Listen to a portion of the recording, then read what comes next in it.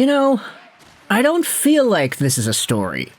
This isn't a brand new report. This isn't something that I think is going to surprise anybody. But just hearing it in writing, I think, is cathartic.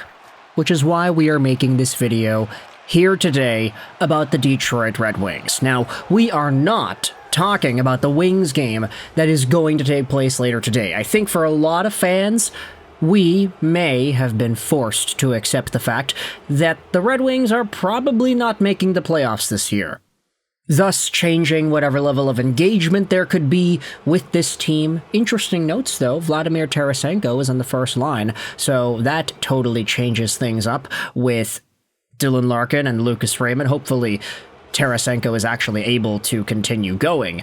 But today I wanted to refer to a tweet or two made by one Keith Gave.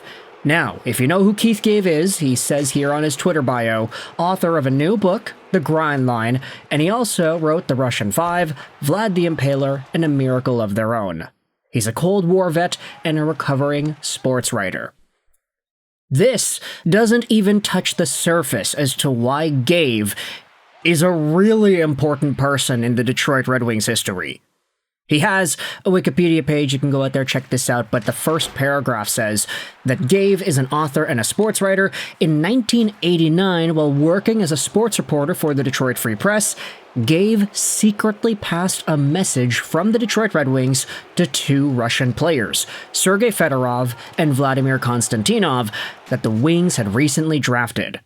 The two would eventually defect in order to play for the Wings, and were part of the Russian Five that led the Wings to 2 consecutive Stanley Cup wins in the 90s. Gave later wrote a book about the Russian Five, and the book was made into a documentary film in 2019. So for y'all younger Wings fans, and I say that because I know there are a good chunk of folks that watch this YouTube channel that are older than I am. I'm 24 years old. A lot of y'all lived through this era. Were able to see the impact that Konstantinov and Fedorov made upon their debuts with the team and how everything came about by bringing them over. That was a really big deal back in the 90s, and I'm sure some of y'all have some great stories to tell about that time. But there are a good chunk of folks that are younger that don't really know the history here. So for Keith Gave, he certainly is somebody that deserves a big spot in the history of the Detroit Red Wings, not as a player, but as somebody that helped the players facilitate the system and the personnel that they had on the ice. Gave was a part of that process. Now, the reason we are making this video is because of a tweet made by Stone Cold Steve Yzerman 2 days ago. Remember when Detroit had the worst record of their existence and lost the first overall pick to a playoff team? Now, what season is Stone Cold Steve Yzerman referring to?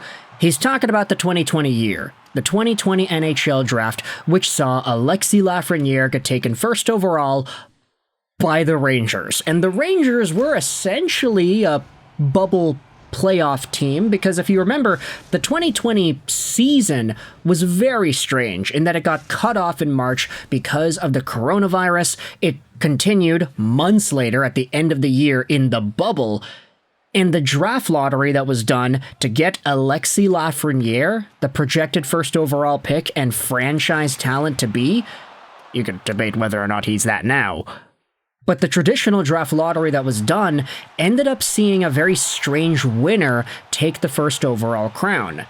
It wasn't the New York Rangers directly, but the real winner of the first overall pick was one of the 8 play-in series losers.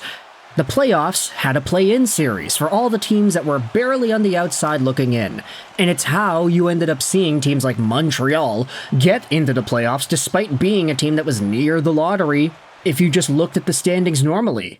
The 8 teams that had the chance of winning the first overall pick, and they all had an equal chance, by the way: Edmonton, Florida, Minnesota, Nashville, New York, Pittsburgh, Toronto, Winnipeg. They all had a 12.5% chance, and New York inevitably won. The Red Wings in the 2019-20 season sucked. They were so bad. It was the worst regular season we had seen in ages for the Red Wings. And if you take a look at it, I mean, they had 71 games played. They only had 17 wins. They had a .275 points percentage. Absolutely gobsmackingly terrible. Worst in the league by far. The next worst team didn't even come close. The Ottawa Senators had 13 more wins. The Sharks, Kings, and Ducks each had 12 more wins than Detroit. Detroit sucked. 17-49-5.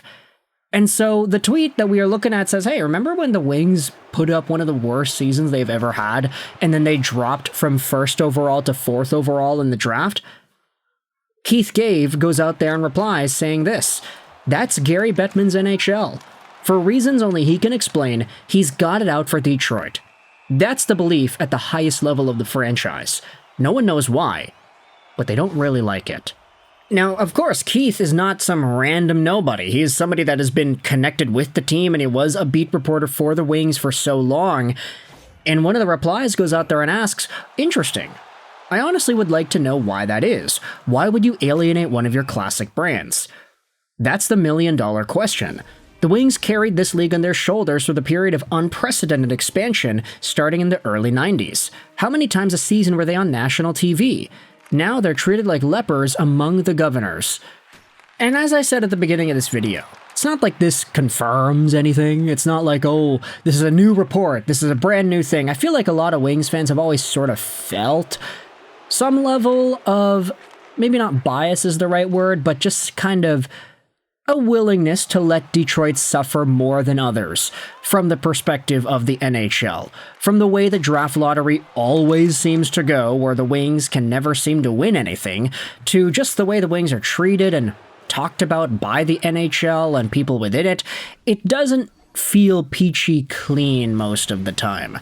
And hey, if you wanted to refer back to that 2020 draft wherein the Wings slipped from 1st overall to 4th overall, you can talk about it in a much better way than Wings fans were talking about it back in 2020. Believe me, back in 2020, fans are pissed. We made videos talking about all the guys that they could draft and how they could get the 1st overall pick and how Lafreniere could change the entire face of the franchise for Detroit. Thankfully, it wasn't him, though. But back when they missed out on Lafreniere, all the fans were upset.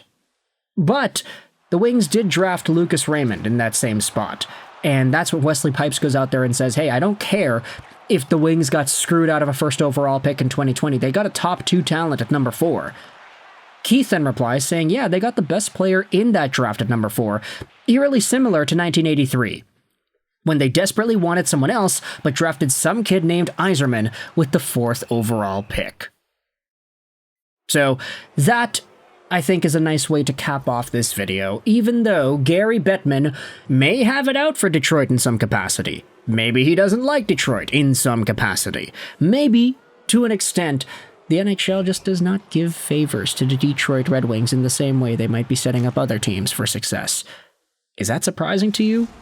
Let me know in the comments what do you think, because I feel like for me in my limited Red Wings fan experience, I've only been a fan of the Wings maybe for 6-7 years, something like that. It hasn't been too long.